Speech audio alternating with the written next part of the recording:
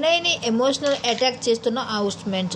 ఇప్పుడు వినయ్ సూర్య హెల్మెట్ అయిపోయిన తర్వాత సూర్య కోసం ఎంతో బాధపడుతూ వచ్చింది. ఇప్పటికే వాష్రూమ్లోకి వెళ్ళి డోర్ క్లోజ్ చేసుకొని ఏడుస్తూ చాలా రోజుల పాటు సీన్ చేసుకుంటూ వచ్చింది అని చెప్పవచ్చు. అయితే ఈ విషయాలన్నిటిపై నామినేట్ చేస్తూ వచ్చారు కంటెస్టెంట్స్.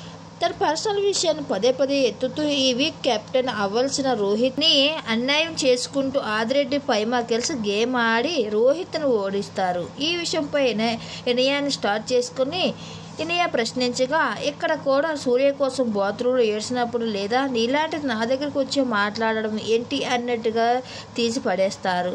మరొక వైపు పైమా కూడా సూర్య కోసం మాట్లాడుతూ తనని ఎక్కిళ్ళు చేష్టలు చేస్తూ వస్తుంది. మరొక వైపు వినయాన్ని నామినేట్ చేస్తూ సమయంలో శ్రీహాన్ చేతూ ఎక్కిళ్ళు చేష్టలతో నవ్వడం కనిపిస్తాడు.